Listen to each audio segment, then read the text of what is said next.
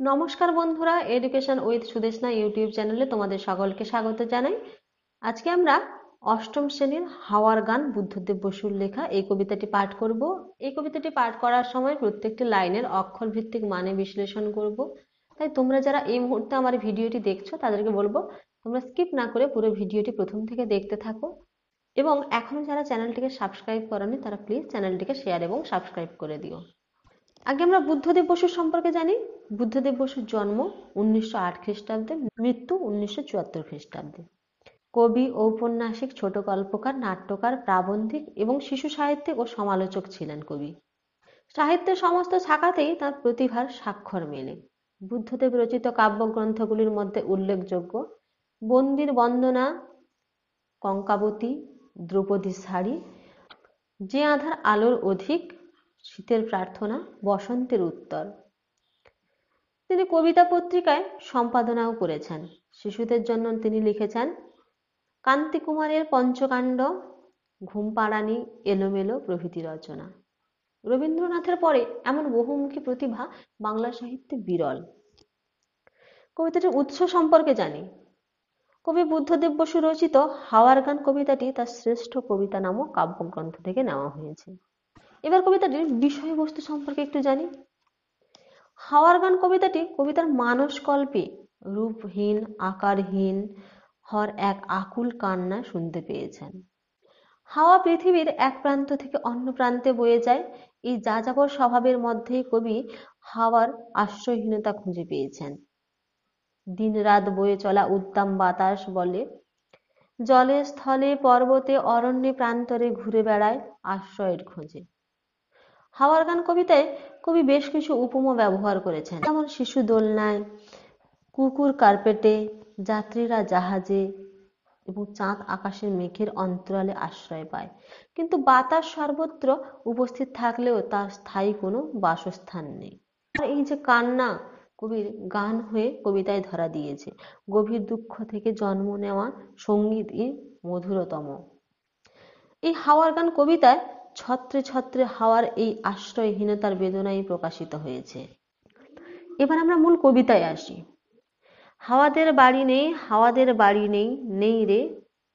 বলছেন কি, হাওয়াদের কোনো বাড়ি নেই, হাওয়াদের কোনো ঠিকানা নেই।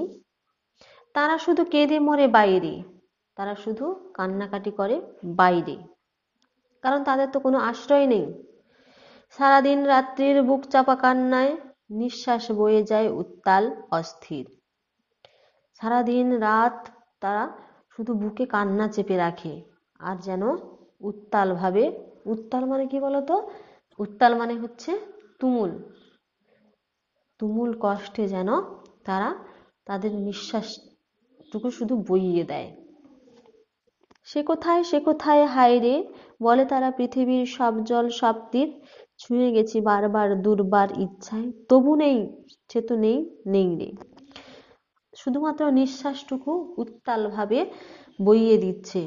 সে কোথায়, কোথায় আছে তার কোনো অস্তিত্ব নেই। তারা বলে, কারা বলে? পৃথিবীর সমস্ত জল, সমস্ত তীর, সবাই বলে যেন তাদেরকে ছুঁয়ে চলে গেছে বারবার দুর্বার স্রোতে, দুর্বার ইচ্ছায়। দুর্বার মানে কি, যাকে রোধ করা যায় না এমন, এমন ইচ্ছায় যেন ছুঁয়ে চলে গেছে। তবু নেই, তবু কোথাও নেই। সব জল সব তীর পাহাড়ের গম্ভীর, বন্দর বন্দর নগরের ঘন ভিড়। বলছেন যে সব জল, সব তীর, সব জায়গা, পাহাড়, পাহাড়ের যে গম্ভীরতা, তার মধ্যে বন্দর, নগরে মানুষে মানুষের ভিড়, কোথাও যেন নেই। অরণ্য প্রান্তর, শূন্য তেপান্তর, সব পথে ঘুরেছি বৃথাই রে। হাওয়া বলছে আমি কোথাও নেই। জলে, তীরে, পাহাড়ে, বন্দরে, জনমানবের ভিড়ে কোথাও নেই। অরণ্য প্রান্তর, কোথাও নেই। শুধুমাত্র প্রান্তর মানে হচ্ছে মাঠ, আর অরণ্য মানে তো জানো বন। তেপান্তর মানে হচ্ছে তিনটি মাঠ মিশেছে যেখানে, তাকে বলা হয় তেপান্তর। কোথাও যেন নেই, সব জায়গায় আমি শূন্য, সব পথে আমি ঘুরেছি, তবু আমার অস্তিত্ব কোথাও নেই, যেন আমি বৃথা। পার্কের বেঞ্চিতে ঝরা পাতা ঝরঝর, সার্কিতে কেঁপে ওঠা দেয়ালের পঞ্জর, চিমনির নিঃস্বরে, কাননের ক্রন্দনে তার কথা কে বলি শুধাই রে। পার্কে যে বেঞ্চ থাকে আরাম করার জন্য, মানুষ যে গিয়ে বেঞ্চে বসেন, সেখানে ঝরা পাতাগুলো সেই বেঞ্চের উপর যেন ঝরঝর করে ঝরে পড়ে, সেও তো আমারই জন্য। সার্সিতে কেঁপে ওঠে। সার্সি মানে হচ্ছে কাঁচের দরজা বা জানলায় দেওয়ালের পঞ্জর, অর্থাৎ দেওয়ালের যে পাঁজরগুলো কেঁপে ওঠে আয়নাতে। হ্যাঁ, চিমনির নিঃসনে। চিমনির নিঃসন মানে হলো ওই কলকারখানায় যে ধোঁয়া বেরোয় তাকে বলে চিমনি। তার নিঃসন, নিঃসন মানে তার শব্দে, কাননের ক্রন্দনে, বনের জঙ্গলের কান্নায়। তার কথা বললেই শুধাই রে।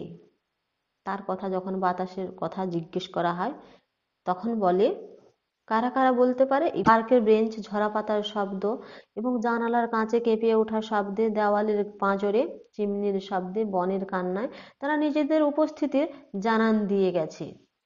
তেমনি মিষ্টি ছেলে দোলনায় ঘুম যায়, আবছায়া কার্পেট কুকুরের তন্দ্রায়, ঘরে ঘরে জ্বলে যায় স্বপ্নের মৃদু মোম, সেই শুধু নিয়েছে বিদায় রে। কবি এখানে বলছেন তারা সবাইকে প্রশ্ন করেছে তাদের বাসা কোথায়। দোলনায় আশ্রয় পাওয়া ছোট শিশু নিরাপদ নিশ্চিন্তে ঘুমাচ্ছে। আবছা আলোর কার্পেটে ঘুমন্ত কুকুরের বিশ্রাম ফুটে উঠেছে এক সুখী গৃহকোণের ছবি। হাওয়ার চোখে সেই ছবি ধরা পড়েছে। সেই ঘরে মোমের মৃদু আলোয় রচিত হয়েছে স্বপ্নের পরিবেশ, কিন্তু হাওয়া সেখানেও তার অস্তিত্ব খুঁজে পায়নি। আঁধারে জাহাজ চলে, মাস তুলে জলদ্বীপ, যাত্রীরা সিনেমায়, কেউ নাচে গান গায়, আমরা তরঙ্গের বুকে হানি প্রশ্নের অবিরাম নর্তন, মত্ত আবর্তন, সে কোথায় সে কোথায় হায় রে। কবি বলছেন অন্ধকার অকুল সমুদ্রে জাহাজ ভেসে চলে, মাস্তুলে জ্বলতে থাকা আলো তার উপস্থিতি বুঝিয়ে দেয়। জাহাজের যাত্রীরা কেউ চলচ্চিত্রের বিনোদনে মেতে ওঠে, কেউ নাচে, কেউ বা গানে। তাদের সকলকেই নিশ্চিন্ত আশ্রয় দেয় এই ভাসমান জাহাজ। হাওয়া সেখানেও তার বিশ্রামের জায়গা খুঁজে পায় না। সমুদ্রের ঢেউয়ে ঢেউয়ে তারা আশ্রয় খুঁজে ফেরে। জাহাজের সব স্বর থেমে গেলেও তার উত্তাল গর্জনে তাদের আশ্রয়হীনতার আর্তনাদ প্রবলভাবে জেগে ওঠে। অবশেষে থামে সব, ডেক হয় নির্জন, অকুল অন্ধকারে ফেটে পড়ে গর্জন। সমুদ্র উঠে দুলে, বাঁকা চাঁদ পড়ে ঝুলে, আমাদের বিশ্রাম নেই রে। বলছেন যে সমস্ত মানুষেরা আসেন, বসেন, আবার ডেক মানে হচ্ছে জাহাজের পাটাতন, সবই যেন ফাঁকা হয়ে যায়। নির্জন মানে হচ্ছে জনমানব শূন্য। এই অকুল অন্ধকারে সমুদ্রের ঢেউয়ের যে গর্জন তাও এসে পড়ে। বাঁকা চাঁদ, সেটাও কি হয়, আকাশের বাঁকা চাঁদও মেঘের কোলে আশ্রয় খুঁজে পায়। তবু বাতাসেরই কোনো বাড়ি নেই, দেশ নেই, আশ্রয় নেই, কোনো সন্ধানেরও শেষ নেই। আকাশের বাঁকা চাঁদও মেঘের কোলে আশ্রয় খুঁজে পায়, তবু এদের বাতাসের যেন কোনো বিশ্রাম নেই। আমাদের বাড়ি নেই, দেশ নেই, শেষ নেই, কেঁদে কেঁদে মরি শুধু বাইরে, বারবার পারাপার যত করি তবু তার নেই নেই দেখা নেই নেই রে। বলছেন যে শুধু বাতাসেরই কোনো বাড়ি নেই, দেশ নেই, বাসস্থান নেই, কিছুই নেই, শুধু তারা আকুল কান্নায় ভেসে যায়। তাদের যেন পাওয়ার হাহাকার রয়েছে। ছন্দের মধ্য দিয়ে কবি এটা প্রকাশ করেছেন। সময় অন্তহীন অফুরান সন্ধান, সময় অন্তহীন, সময়ের কোনো যেন শেষ নেই।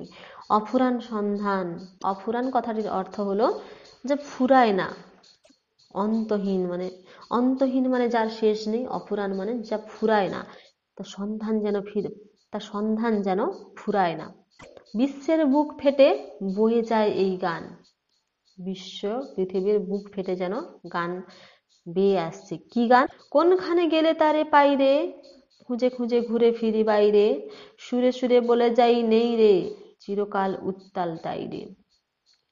বলছেন যে গানটা এমনই ছিল যে হাওয়ার সেই খোঁজ, হাওয়ার যে সেই আর্তনাদের গান, হ্যাঁ, খুঁজে না পাওয়ার বেদনার সঙ্গে সমাজের গৃহহীন অসহায় মানুষের যন্ত্রণার তিনি মিল পেয়েছেন। বাসস্থান খোঁজার এই মরিয়া চেষ্টার কারণেই চিরকাল বাতাস উত্তাল হয়ে রয়েছে। কোথায় গেলে তারা নিজেদের বাসা খুঁজে পাবে, এ প্রশ্নের কোনো সদুত্তর তাদের কাছে নেই। কবি সম্ভবত হাওয়াদের এই ঘর খুঁজে না পাওয়ার বেদনার সঙ্গে সমাজের গৃহহীন অসহায় মানুষের যে যন্ত্রণা তার মিল খুঁজে পেয়েছেন।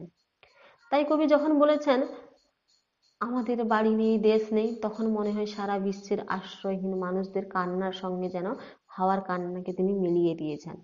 অর্থাৎ কবি এখানে মানুষের সঙ্গে হাওয়ার একটা মেলবন্ধন ঘটিয়েছেন এই কবিতার মধ্য দিয়ে। আজকে এই পর্যন্ত। কবিতাটি যদি তোমাদের ভালো লাগে তাহলে প্লিজ চ্যানেলটিকে শেয়ার এবং সাবস্ক্রাইব করে দিও।